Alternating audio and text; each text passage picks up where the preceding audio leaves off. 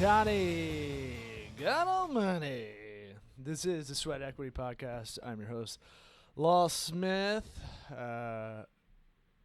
Recording this in the TocoWorks office, Tocobaga Consulting, if you like the professional name of my company. Small business consulting, mostly online.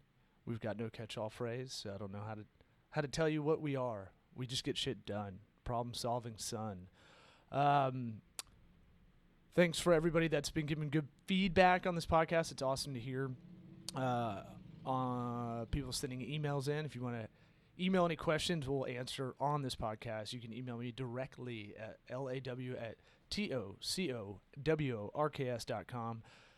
Any nerd questions, any life questions, I just like to, not that I'm Socrates or Plato, but it's just fun to kind of wax on some interesting questions. So feel free to send them in. Got some good guests coming up. Excited about that. Make sure to go, if you don't like the iTunes app, make sure to check us out on Laughable. You can tag me. If I jump on someone else's podcast, it'll go, hey, here's a law over here. He's talking shop about X, Y, and Z on this podcast. It's a way to kind of tag your favorite comedian. It's free. It's on iTunes and Android, I think.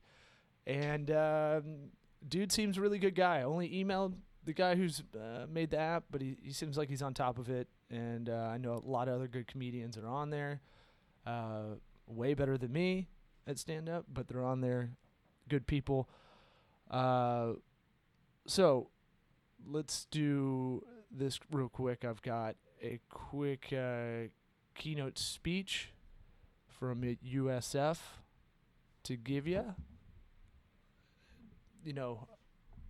So I did this USF Arts, University of South Florida, if you're not in the Tampa Bay area, Arts After Dark kind of program. They asked me to be the keynote speaker. And it's one of those things where it was like, okay, I don't know if y'all do this, but I'll just say yes to a lot of stuff that's 6 weeks or more in advance and then get really pissed at myself for not thinking about it since I booked that date. Because it's not, a keynote speech isn't really, they were like, you can do stand-up, but I was like, I don't want to do stand-up if it is art students that want to find out how art can help their career. And then didn't put much thought into it until I was on the drive over and I was trying to think of what to say. And then I had way too much to say about how comedy's helped my business and my life. Really, I was like, I met my wife. We may not have a beautiful fat baby right now if it wasn't for stand-up comedy. I've been doing it 11 years. It allows me to see in every man's perspective, but also try to have an angle, because not the worst thing in business necessarily if you're working with teams, but not having an angle and just proceeding with it. If you're always the middle of the road person as far as trying to innovate in a company you're in, doesn't really work. You don't have to take huge swings. You don't have to be a home run hitter and try to be that way. But, I was saying the guys that are super vanilla are kind of the worst comedians. Have an angle. You may not agree with Bill Burr, but he may not even agree with it. He might just do it for the sport of it and just do the anti-angle and then run with it. It's kind of like an attorney. You're seeing the kind of a contrarian's logic. It's a good way to look at stuff. When you write a joke, you try to see it from every perspective. When you look at business issues, you try to see it from perspective. A lot of business is that basic psychology. And so, that being applicable, as well as, let's get away from stand-up, but improv and the yes and positivity of improv in teamwork and,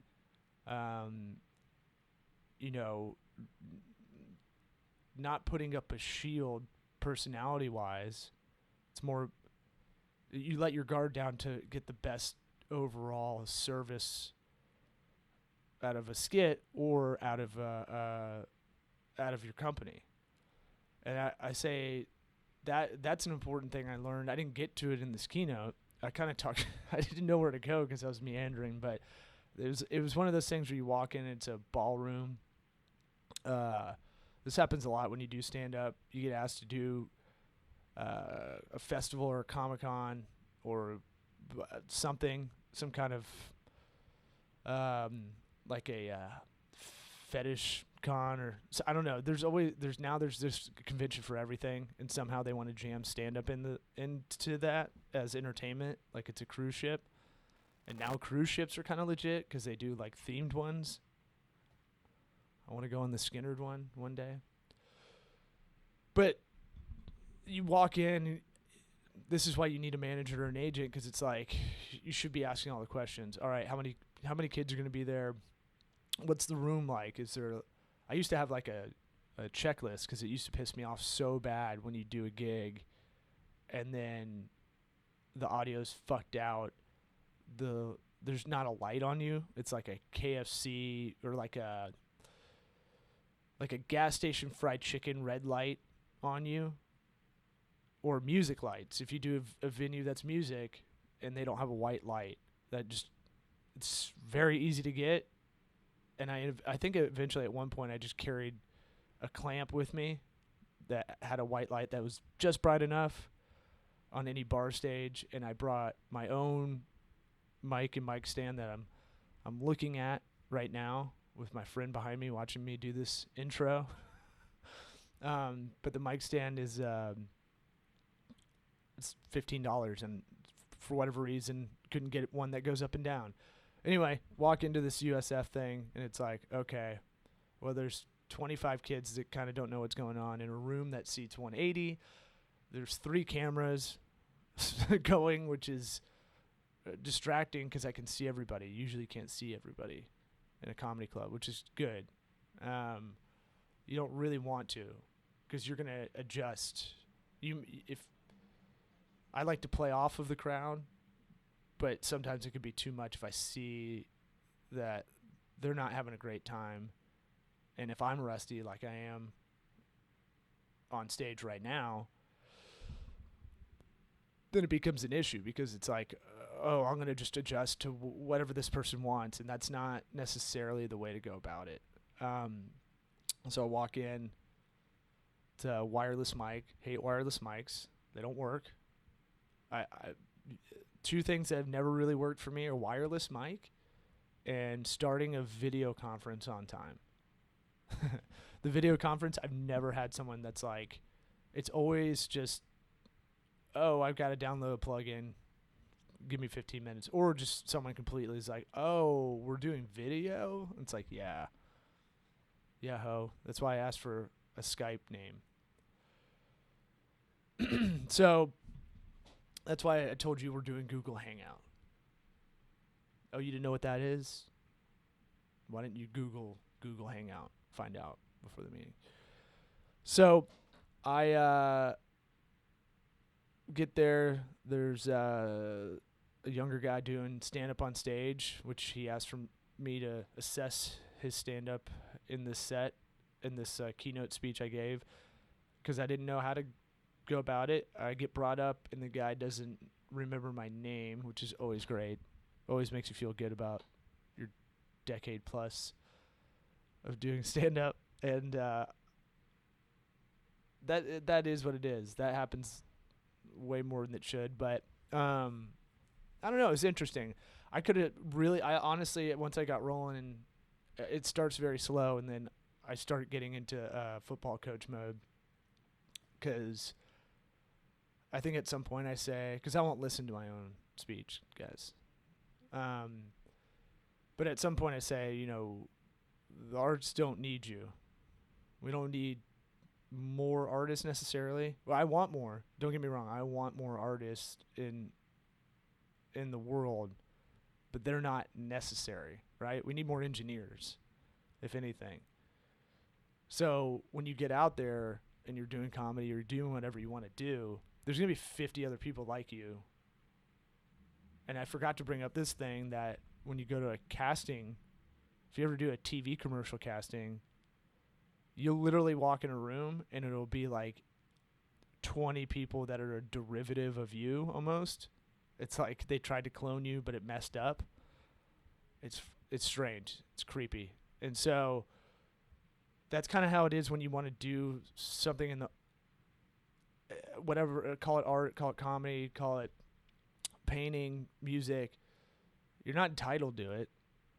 And I didn't even get into like supply and demand of it. There's supply and there's so much supply of mediocre art out there that mediocre art, the people that work hard kind of move up, and they're not mediocre anymore, or they're at least making money, which for a lot of people is what they want to do. Hey, I only work an hour a night is what a lot of stand-ups say. It bothers me because it's almost the other way around. The on-stage part is it's not really working, and the 23 other hours is your brain's always kind of moving. So, without further ado, listen to my rambling keynote speech at University of South Florida, St. Pete campus for arts after dark. Boom.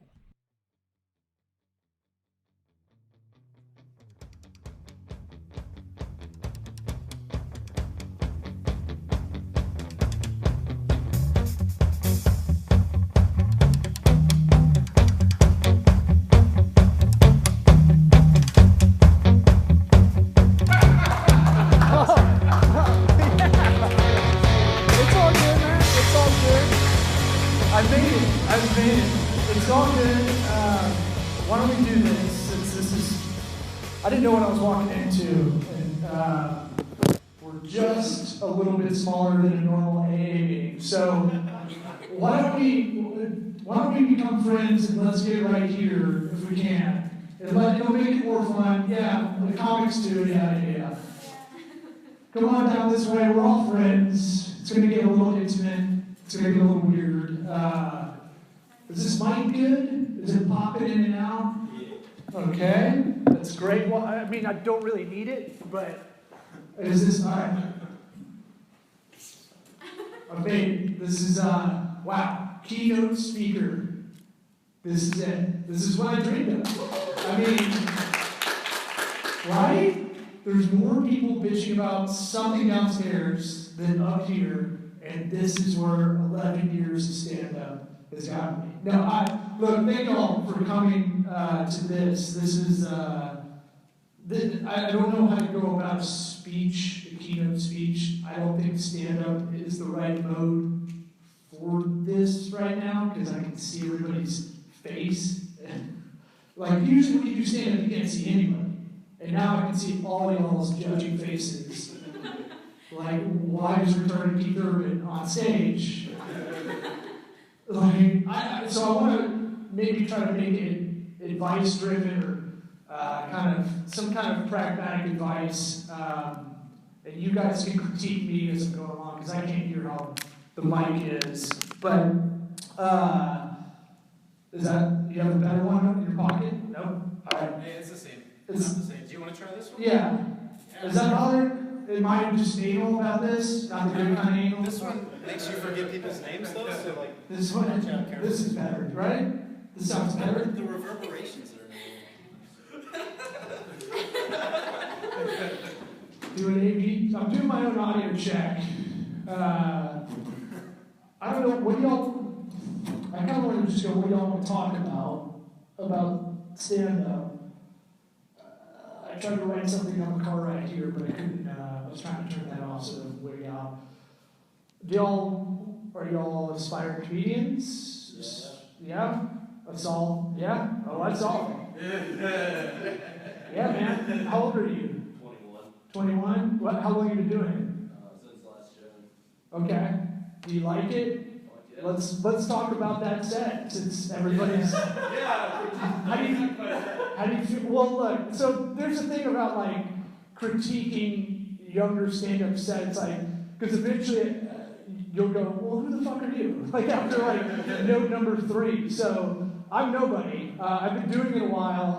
I've been a road dog, but you know, I kind of chose to get off the road a little bit to work on a business I run called Tocobaga Consulting. And so I think the theme of this was supposed to kind of parlay when comedy has kind of helped a career, right? Yeah? Yeah, I'm prepared. So I mean, comedy's the best thing that really happened to me, or I had it always. I don't know, it's weird. Comedy's kind of like foot speed, right? You kind of have it, you can work on it, but you can't get aggressively faster. Like you can get 20% better in a way. Or you can hone it in a different way. Maybe you're better at a triple jump. That might be improv. I don't know why I'm using a track analogy, but you know what I'm saying? Like, part of comedy is, the thing about comedy that's weird is that everybody thinks they have a good sense of humor. Right? It's like music in a way. Everybody thinks their music taste is the shit. Yeah. And you're like, dude, you like Creed. Like, you can't tell me shit about music. You're talking to me about Allman Brothers, and you like Vertical Horizon? Like, yeah. So that might be too old of a reference. What's up? Come in. We're all friends.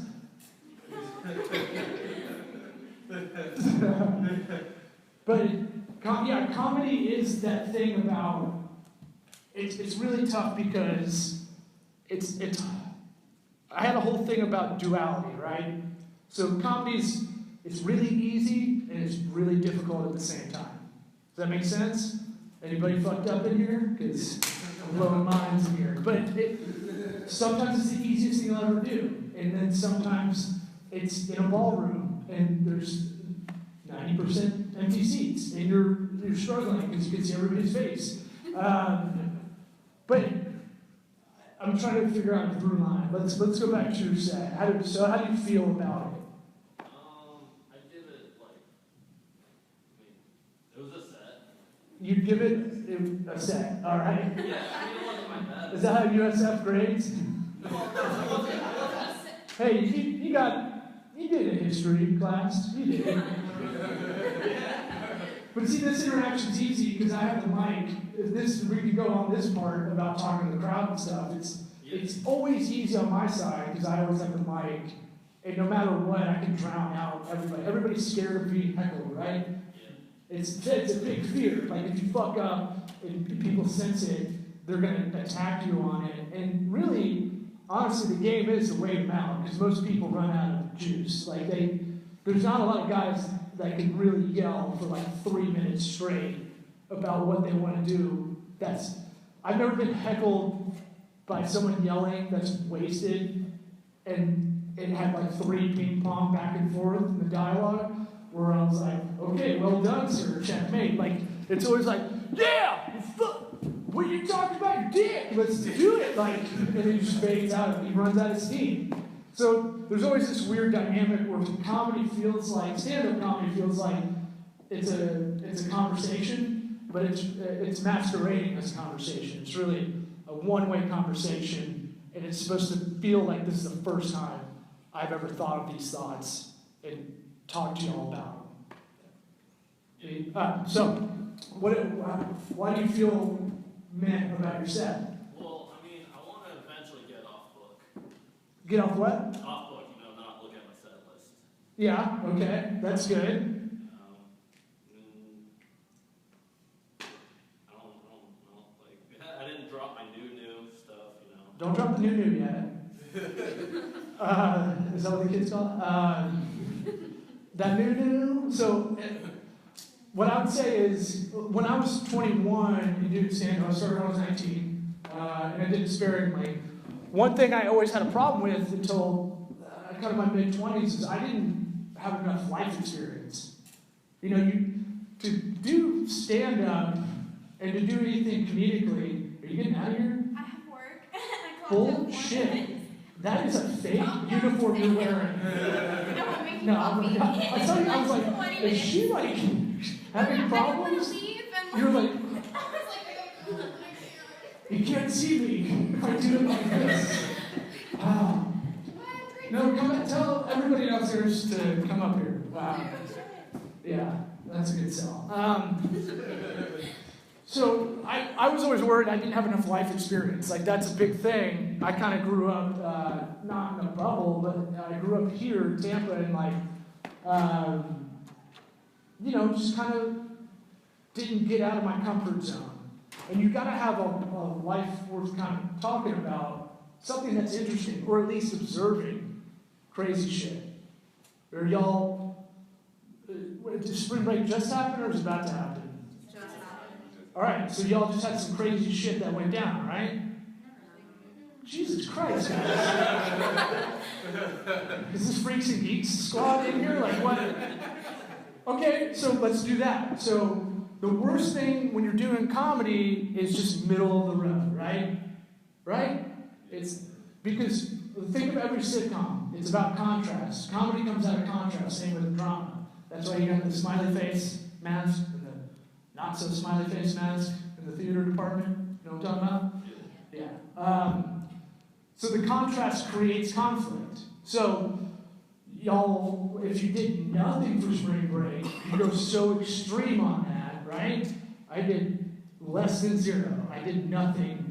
Netflix kept asking me if I'm okay. Like, are you still watching? Because I'm worried. Like, that kind of thing. And you just kind of go that direction. But the worst is to be middle of the road. No opinion. No anything. The worst kind of thing is like, oh yeah, that comedian? Yeah. Vanilla shit. Yeah, real vanilla. Real vanilla, liked it, middle of the road, stayed in the middle lane, never too fast, never too slow. So that's kind of one thing to kind of look at for comedy or for any career path you're going on. You may not always get to say what you want, but try to have an opinion set, like lodged in the hopper, right? You're going to be in some shitty office. Most of y'all, we're going to, look, work is work. You don't want to do it.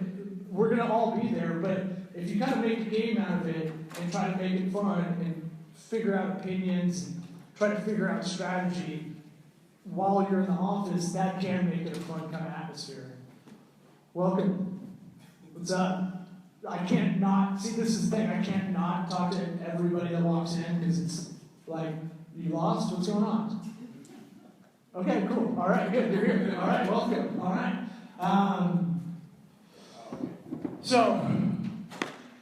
What was your name? I'm sorry.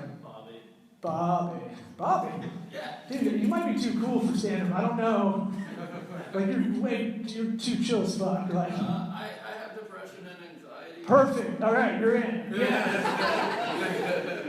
See, that's the thing. It's that I shouldn't say that in real life, right? That's the contrast. I shouldn't say anything to applause depression or any of that. But the fact that we go the opposite direction, that's where that comedy's at. There's the math. If you guys are math geeks like I am, there you go. It's kind of logic in a way. What else y'all want to know? Anything? God, this is worse because I have comedian buddies of mine just like watching the whole time. Bobby. Yes, Bobby. You should just invite random people to hop on the stage. Oh, dude, I don't know. Judging by the faces I see,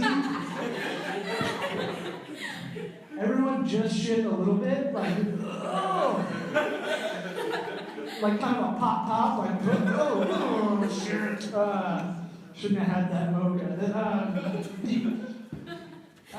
So I'll try to weave it into kind of a career path. So comedy, and for those of you, welcome, come on in. The water's warm. No, you gotta come up this way. Come on, we're having fun. Oh yeah. I'm like an evangelical preacher. We're gonna get real crazy up in y'all.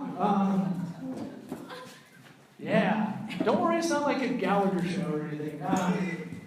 No, it's that reference? Okay. Y'all know who Gallagher is, right? Yeah, I do. Okay. Look, it's the pride of Tampa. It was the dude, I'm going to look like him one day, kind of, like I'm on my way because I got receding. I'm going to keep the hair long, but I'm going to be bald on top. You know? And he smashes watermelon. Yeah. Oh, Yeah. You know it's a good reference when I got to explain the whole dude? But he grew up, he went to Plant High School, so yeah, Gallagher, what? Mm-hmm, yeah. I'm full of fun facts like that. I love Tampa. This is a good place to start doing comedy. It is, because it's like a big mulligan if you really have a career in it. No, you can fuck up a billion times over, like starting my speaking career. No, I did this. But hello. Oh. I like the smile. All right. He was like, hey, what's up?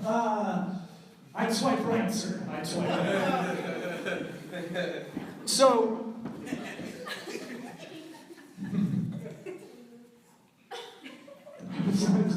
it's a Tinder joke. I love it. It's like a campfire right here. That's how big this speech is. What do y'all want to know, Bobby? What, you had something else? Yes? No? Getting off my set list eventually. How would I reach that point? Memorize? I mean, look, a lot of life's problems, just like that, there's simple answers. They're hard to do, right? Yeah. It takes discipline. You have to go, okay, I got to sit down. And I used to do this. I try to make myself be OCD. I have to write out my set, like in an outline form, and I just keep writing because I have a terrible fucking memory, so I just keep writing.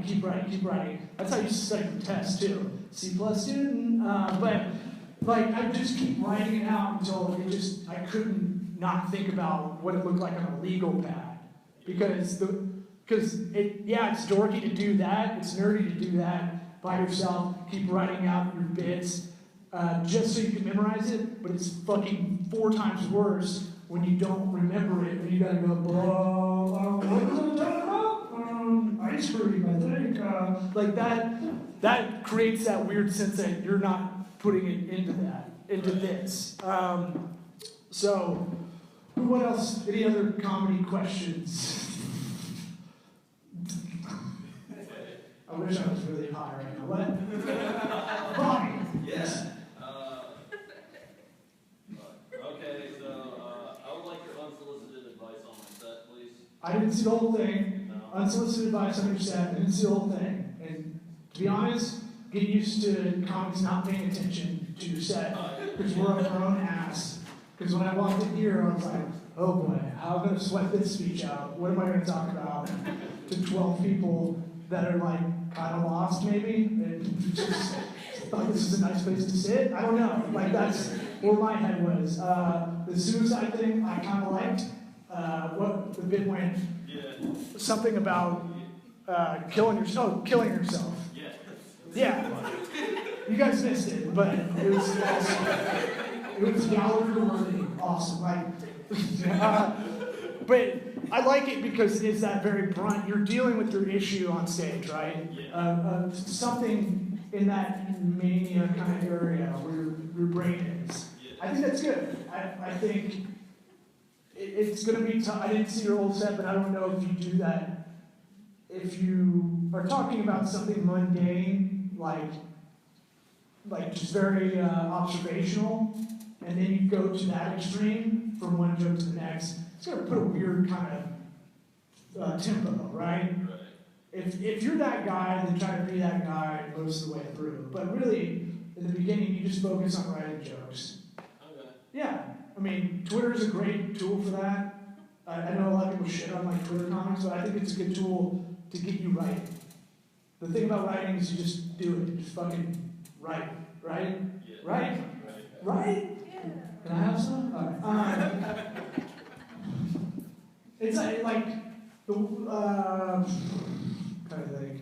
The worst part about like trying to get in shape is just you got to get off your ass and get to the track or get to the gym or something like that. That's the hard part usually. Once you get in the door, you're just like, all right, I'm fucking here, let's do it. And then you feel better than you did when you came out of it. The other thing when you start out doing comedy, be it stand-up or improv, get as many reps as you can. Doesn't matter. Like you should be trying to get out probably 300 mics a year. Yeah. Yeah, and you can. There's a mic every night in the Tampa Bay area. You're gonna try. You're gonna lose a lot of money in gas. That's fine. If you really want to do it, that's what you have to do. You have to sacrifice your time That's a lot. And you need to get as many fucking reps as you can. That's just like anything in the career world. You need to get reps in somewhere because I had zero skills going into a workforce, and I kind of was able to talk my way into a mutual fund company in LA because the guy just liked that I was kind of funny in the interview.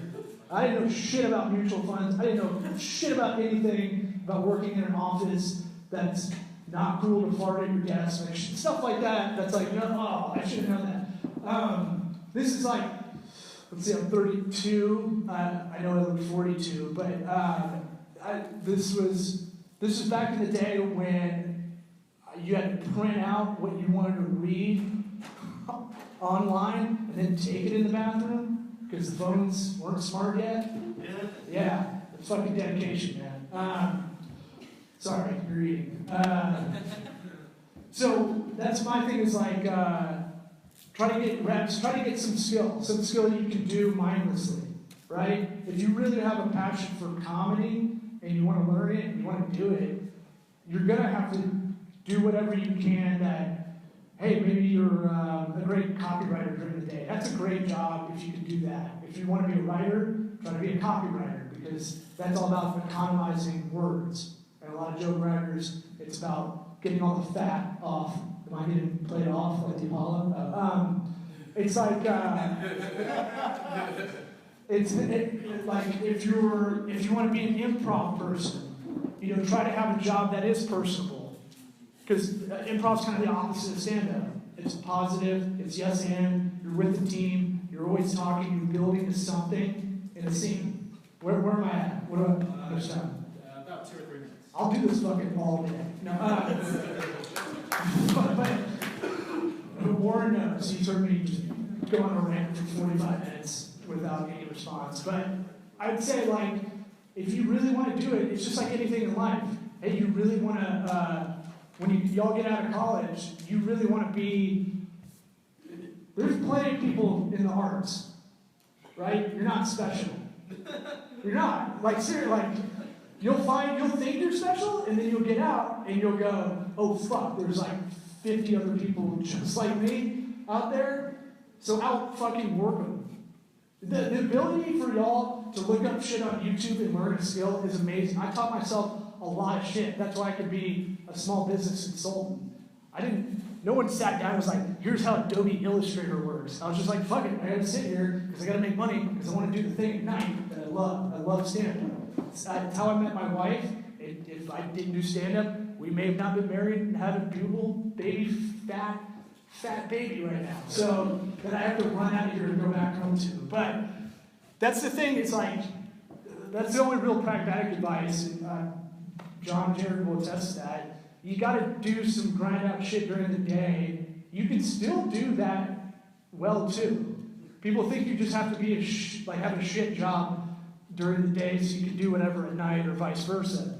You should try to do both at the same time really well. Because once you start figuring out, it's that hedonistic treadmill, right? Y'all know what that is? I didn't know what it was called until like a week ago. I feel smart. So, what's up, huh? No, it's that thing of like, you get to this level, right? You've been fighting so hard to get to here. And then when you get to there, 3 days later, it doesn't feel that great. Right?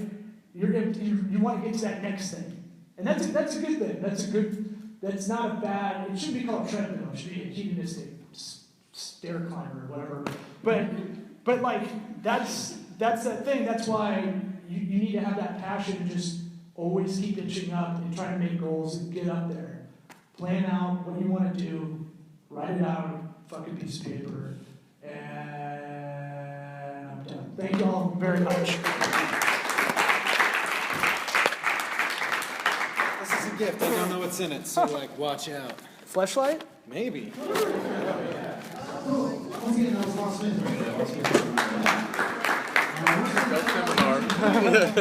Zach Morgan is going to be the host for the night.